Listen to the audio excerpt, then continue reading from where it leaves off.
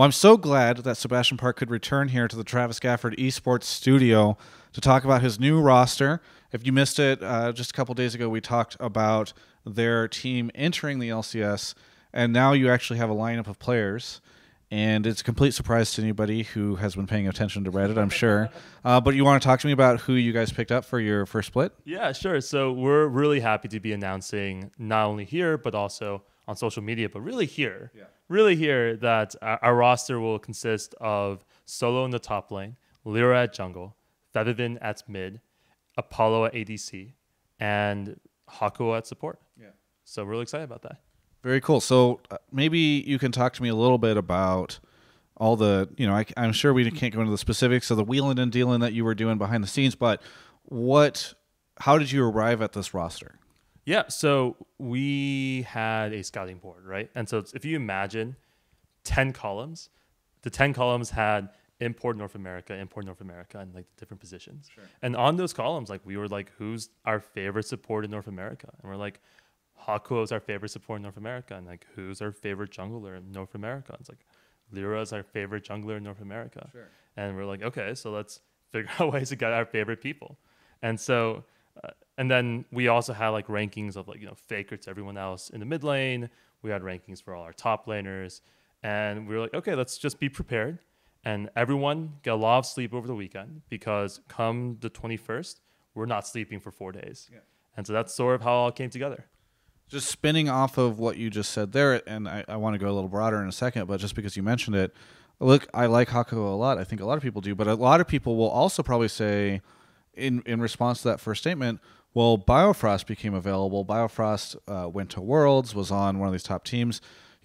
Is it true that the roster that you have right now in every lane is the first pick you would have had out of all the available free agents? Because that's kind of the way you're describing it. Yeah, so that's a really good question, right? Biofrost wasn't available. And that's not to say that we would have evaluated. We think Hakuo is really good. Sure. Hakuo may strictly be better than Biofrost. But there's a lot of variance in there as well, right? It might be meta dependent. It might be skill dependent. The things Hakuo is good at, he's the best in the world at. We know that for a fact. But there are other things we just aren't sure about. The thing that's like really important for us was, look, we want to lock in our guys, and we're a different situation than say Cloud9 or TSM or Team Liquid. Well, Team Liquid's not so much, sure. But we're in a very different situation, Team Liquid. Yeah. But we had to like find our guys, and when we started the process, we were like, wow, like we were really impressed with Nick. When we finally got a chance, like on the 21st, to talk with Nick, the first thing we realized, Nick being for to Hakuo. We were like, wow, we're like blown away with like the type of person he is, the type of player he is. We loved him on film. Our scouts raved about him for the last 6 months. Yeah. And so we were like super excited about the opportunity to get him. And then Lyra was crazy, right? Like he's like crazy good. We had a chance to talk to him as well. We're like, you want to stay out here, man? You want to stay and wear this hat? Yeah. Like then he said, sure. And so we were happy to come to terms with him. And then from there, we went off and signed the rest of our roster, but we had a really solid core to start with. Yeah. When you say film, you have a lot of millennials that are not sports fans that are watching this, so they probably have no idea what that means. It means VODs, right? It means VODs. So like the two things that we saw for VODs were like either the matches that Envy played when like they were supposed to be losing hard to like double lift, right? Yeah. And they just like weren't, right? Like the perception was like they're supposed to be losing hard to double lift Biofrost, but they were like sometimes going even in matchups they should be losing and winning matches they shouldn't be winning. And that was like, wow, this is really not what you expect in VODs or on film. And so that like really turned us to them to begin with. So obviously the Hakuo, we've talked about him, and we've talked about, and Lyra I think is almost kind of self-explanatory since he was so highly lauded last year.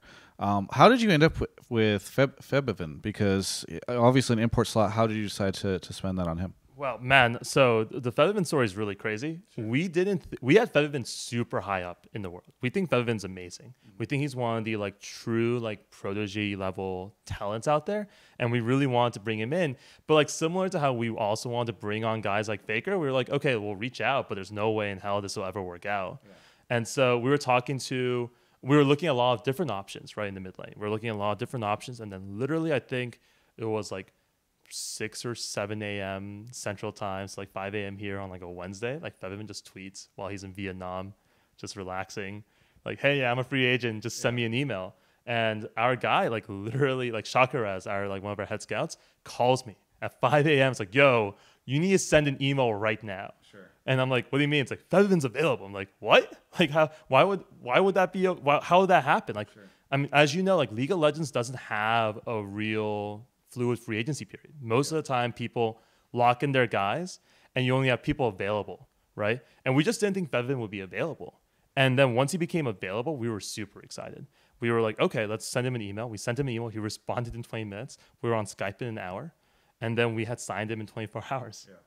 So That's crazy. And then do you want to go through the rest of the lineup? I mean, Hako, I guess Apollo is it's kind of a shoe-in then. yeah. So I mean, Apollo. We first of all, like Clutch Gaming, Houston Rockets, Apollo, like that has to be a no-brainer, right? None of that resonates with me. Really, like Apollo 13, none of that. God damn. No, but okay, I get it. Right, Yes, the yeah. Apollo Rockets, Apollo. yes, very cute. Apollo's a solid player. We like him a lot. And then our head coach David had worked with Solo before, and a couple of our assistant coaches had worked with Solo, and we were looking for top laners who we thought had a higher ceiling, like guys who can improve in their role and really make us a Worlds caliber roster, right?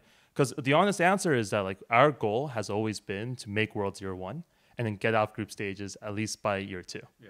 Right, and that's our goal for our organizations on the competitive side. But unfortunately, we just didn't know necessarily where to go to make that happen. And what we saw in Colin's Solo, and in our interviews with him, and also the film we watched of him, and also talking to a lot of his teammates and staff, was that he was a solid player who's improved a ton this past year, both in mindset and in like mechanical ability, and one we hope that in our environment can get better over time as well. Earlier this week, I had Nick Allen on Mark and My Show, and we were talking about one of the questions I asked him is, I feel like in the past with League of Legends rosters and during off season, fans could, for the most part, evaluate a roster just based on, how smart they thought the team was in acquiring them, etc. One factor people, maybe until like the Immortals time came in, people didn't really think too much about the budgets involved with acquiring this talent. You mentioned that you had a bunch of names on this board. Even in the mid lane, you had all the way up to Faker. So one of the questions I have for you is, do you think fans should start considering when they're looking at a lineup, maybe the budget that is involved in acquiring that? And specifically with you guys, was there a budgetary concern at all that came into play with this, or did you just basically have a blank check to build this roster? 100% we had a budget, right? Like our budget, we like had a budget from day one. We had a budget before we knew all this craziness. But to your original question about like what should fans do? I think it's up to the fan, right? If you want to consider the budget, great for you, man. Like please give me a call. We're more than happy to chat about this type of stuff. But if you're someone who's just a fan and you just want to watch good League of Legends, you probably don't have any incentive to care about like how much the roster was spent. Like if the roster is $1 million and the $1 million roster is like killing everyone and like just beating a $10 million roster, that's like a cool story in a vacuum. But in practicality, it just doesn't happen very often. One and two, like quite frankly, it's still League of Legends. It's still a match. It's still, you have to put the players in the rift and you have to let them play. And no amount of money is going to like decrease that variance or decrease or change the outcome of that match. And so at the end of the day, it's just a question of like what you as a fan want to look at. Sure. I mean, part of the reason I ask is not only do I think it's interesting to sort of talk about the variance and how teams are spending in the space, but and obviously I'm kind of like insider baseball guy here, right? That's part of my interest in this, as to your point, right. Not the way some fans are going to be, but also because in traditional sports, oftentimes you have salary caps, you have drafts, you have free agency periods that are a little different than esports. And so there are stories that go into how a winning team is built. People talk about how the Warriors were able to bet on certain players and then bring in some other players and sort of the way they approached it. And certainly with Rockets, there's conversations about like the numbers that you guys crunch to figure that stuff out. So I guess my whole point here at the end of the spiel is like, do you think that that's going to become a broader discussion in the space? Yeah, I mean, I think it definitely can become a bigger discussion. Yeah. We're going to talk about certainly. We're going to like definitely let people know why we made certain decisions. But at the end of the day, we're evaluated not based on like our like wins per dollar amount, sure. Right? And we're evaluated whether or not we beat TSM, beat Cloud9, beat Team Liquid, right? Yeah. And so given that, like it doesn't make a lot of sense for us to like grumble about other people's salaries or other people's budgets. For us, it's just like, look, here are our resources. The goal of this game and this league is to win. Yeah. Let's go out there and win.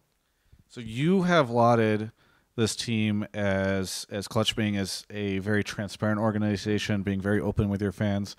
How much did you spend on your roster? So we can't talk about that for legal reasons, actually. Okay. So else we would talk about a lot. Now, if Riot wants to change their rules and like make everything public, we're all for that as well.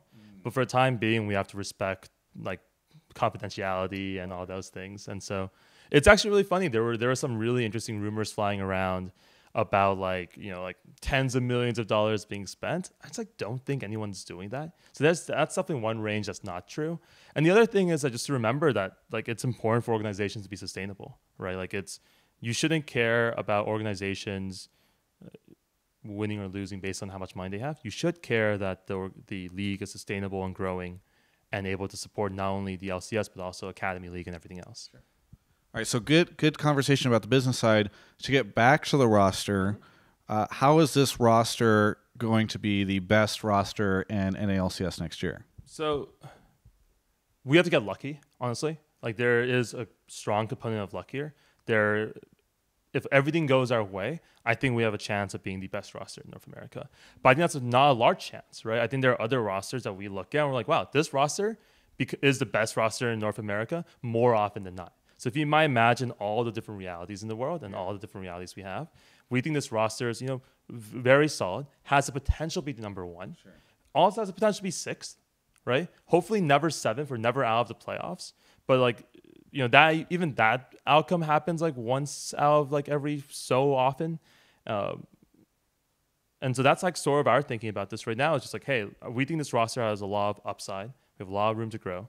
We think the players were and are and will be great players. And so it's just a question of like, do things start falling our way? I'm sure you want to keep a couple things up your sleeve, but sort of at the end of this discussion on the roster, I'd love to get a sense from you on what happens next. So clearly these guys have to live somewhere, and they need to start practicing at some point in time. I don't know. In the past, we've heard of teams going to create a boot camp ahead of time. So what between now and the start of the season should we expect for you guys to accomplish with this roster? Sure. So I mean, the first thing is just getting everyone to the country, right? I think one thing that's talked often on the sidelines of the LCS and organizations is just like getting visas is hard, right? And so we need to make sure everyone's visas are good to go. We need to make everyone's housing is good to go. Practice facilities, practice regimens are good to go. Make sure our scrim schedules are really solid. Really advocate for the type of scrim schedule that we want to have for our team. We're also like looking and finishing out like our Academy League, see like if there are players out there who have the ability to become LCS starters or superstars, finding those players, signing those players, and then going from there from that perspective. And then on the flip side of that is just also like making sure our players are comfortable, right? At the end of the day, Febiven's never played in North America before. I think he'll kill it out here, but we still want to make sure he's good to go. Lyra, come back from Korea, refreshed, ready to go. Apollo, Hakuho, make sure those communications are great to go. Integrate Solo into this new roster. There are a lot of things, moving parts that we need to make sure of. And then finish out our coaching and analyst staff, finish out our scouting staff. We have a couple of openings still. And so we got to finish those out as well. Where can people apply? Because my YouTube commenters and the Reddit people, I think they have a lot of suggestions for how to play League of Legends competitively. So that's really interesting, right? Like if you want, just tweet at us at Clutch Gaming. Our guys respond all the time. And there are some really interesting ideas we see out there, right? There was something that we saw on the NBA side the other day, which was like, hey, X or Y player can't do this in this city, right? And as it turns out, we have the ability to check that and like test those assumptions. And similarly in League of Legends, we spent a long time back since February building out our data infrastructure. We've talked a lot to guys like Tim7 Houston. We've talked to a lot of guys who've done analytics in the space. And what we're looking for right now are just questions. Like if your questions like, does this type of jungler work out? We'll be like, that's interesting. We'll go look at that. And so we'll probably start doing that. And then I think given how many hours we were awake and how I basically unfortunately forced myself and my staff to skip Thanksgiving, I'm going to let everyone go home and spend Christmas and New Year's and whatever religious holiday they celebrate. You have dodged the question about the career page. if people want to work for you, where can they apply? So you can find, we have some openings on NBA jobs actually. Okay. So you can go to the NBA jobs site. You can find openings on the esports side. You can but I think also you can just send. If you're good enough to find my contact email, which is somewhere on the internet, like it's a little bit of a scavenger hunt, but it's not that hard. Okay. If you can find it and you send me a contact email, I respond to every email I get. Okay. It's now going to be the #1 comment in this thread, I'm sure. Is there anything that you would like to say to any of the fans about this roster, about any of the stuff that you guys are announcing around this time? I think it's really awesome that we think we have a really good core. Right, we think Febiven and Lyra are superstar level players, and we think they're going to kill it next split.